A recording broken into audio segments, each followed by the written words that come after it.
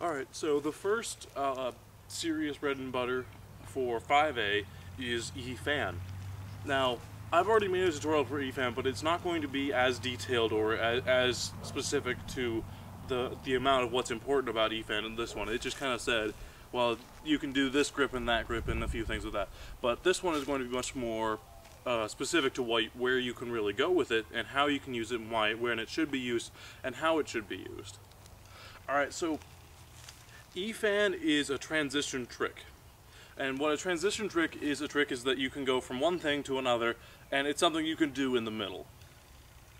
So, the initial idea of eFan is to have the dice moving in a circle while you do other stuff with the yo-yo. Now, it's quite easy to see why this is a bread and butter, and a very clearly obvious one is because the idea of it is very simple, but what you're doing with the yo-yo itself can become incredibly complicated, and including even what you can be doing with the dice and still be called an eFan can also be incredibly complicated and detailed. So, now, real common eFan entrances of when you do it is anything that has movement.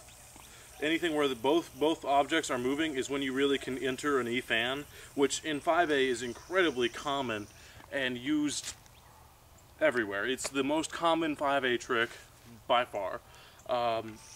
So initially with eFan there are two grips in which they're used. There is what I call a tangler grip and a fist grip.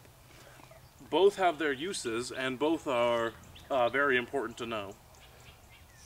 The tangler grip is initially what is more preferred by highly skilled players rather than the fist grip, because it easily branches into other tricks, especially tangler, more than anything else. What the difference between the two grips is, let's not screw up a bind on the area there. Sounds sort of terrible. The initial difference between the two grips is how you hold it. Now, the tangler grip, you're going to hold it like you would a tangler. You're going to pinch with just two fingers, pinch the dice, and then have it moving. And this, because of it being like this, there is not a lot of distance between the yo-yo and the counterweight's movement, and so it's very close and tight, which is why it can get so easily into a tangler. And because the hand grip is the same for tanglers and butterflies. Now, a fist grip is just going to be exactly like how you hold it to throw, only you're going to let the string hang down and hang lower. And it's going to spin like this. And it's going to, now, what the fist grip does is it moves it a lot farther away from the yo-yo, as you can see, allowing you to do much more complicated yo-yoing tricks in the middle of the actual combo. So now the initial difference of where they're strong and where they're weak is the tangler grip is really strong for dice movement and dice complexity and flowing into other tricks, whereas the fist grip is much more focused on the actual trick of eFan, wherein you have something complicated happening with the yo-yo while the dice does something simple. Now, something that needs to be known to do serious tricks seriously or more complicated tricks within eFan is that it works in a beat. A beat is a very common poi term, wherein what a one beat is a singular rotation. Now, so whenever this dice is here, and whenever it comes back to there, that is one beat. And so it goes 1, 2, 3, 4, etc. And knowing positions. The positions initially can be called exactly like a clock. Whether it's spinning clockwise and counterclockwise, you can still call it, well, at around 11 o'clock, you can start doing the trick and have it flow well. Whereas, you can't necessarily start it at 3 o'clock. That's just a hypothetical statement. And then the trick should take around 2 beats, and that's a matter of timing and an easy way to express the rhythm of the particular trick of eFan. Now, some people don't necessarily understand this, but they can still do something really complicated. Like, I actually learned this particular rotation, in this particular dice rotation, without understanding anything about beats in a yo-yo, just by feeling it out. But understanding when to start and when the beats are, and it's important, it would help a lot with learning incredibly complicated eFan tricks. So some particular ways that you can use EFAN with this beat pattern into getting to other things is, say you're doing Tyler Severance does this one trick where out of an EFAN, or he used to anyway, he's kind of stopped doing it, but he would have the dice spinning like this, and he would slide it underneath, catch it, drop it, and then slack it, and then bust out like that. And understanding the beats of knowing when to do that and when to let your hand slide is something, though the actual beat pattern is really simple, from a stacked trapeze, knowing that you need to start at around 5 o'clock is when you need to let go with your fist and let it fly under, so you can loosen out, so you can take out one of the two stacks off of the trapeze.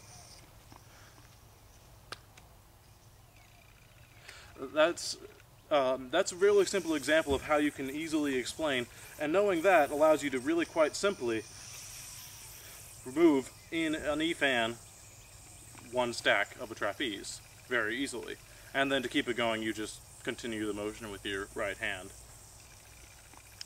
And then another thing that he also does in the same trick, he'll stop it and then let it fall, producing and then catching it in his index finger and thumb to producing a slack. And initially, the timing for that, in particular, that particular movement is right as it gets to around 7 or 8 o'clock on the time. It's going to be actually a quarter beat, and it's going to fall right there, and it's going to be a quarter of the way down, and it's going to free fall. Now, the actual amount of power you should have behind it is debatable, and whatever's comfortable for you. But having that particular timing is it's going to be a quarter beat rotation with starting at around 8 o'clock, and that produces a slack. And then from there, this particular slack just happens to, when you catch it around, whenever you don't have twist in your ear, you can do it. When you catch it around into the Mach 5, it's actually something that just free falls out of it. It's just something that counters the trapeze evenly, so you can just reject out of it and continue on with your tricks. So, and now, ways of understanding how the beats work and how to get into an EFAN. Now, the same beat pattern applies for 360s and continuous pinwheels.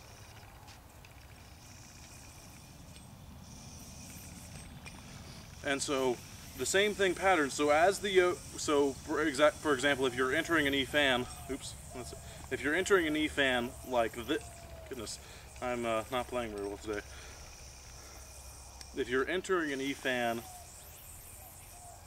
like this into a tangler, you need to understand when to start, when to throw the dice, and when to catch it. So there's 3 different times of when you should catch it, and when that would thoroughly explain when the timing of it is. And so, more or less, what the timing is as it comes over, as you throw both of them over. Now they should be around 4 o'clock. They should be at 7 o'clock and 3 o'clock as far as when you start throwing it, and they should remain about that distance apart.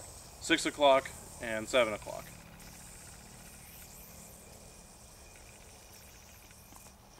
And then the catch timing is right as the yo-yo returns to around 4 o'clock or whatever.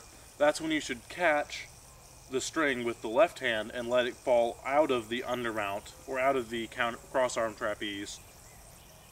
And that's also when you should catch the dice. And now the dice already has momentum, and so you just have to keep that momentum going. And then you move the yo-yo around one more time, and poof, you're in a fairly solid EFAN with a relatively smooth entry. I'm not very smooth at it because it's not something I do very often. But if you're going to do an entrance like that, it's the same idea. But yeah, that's actually about it.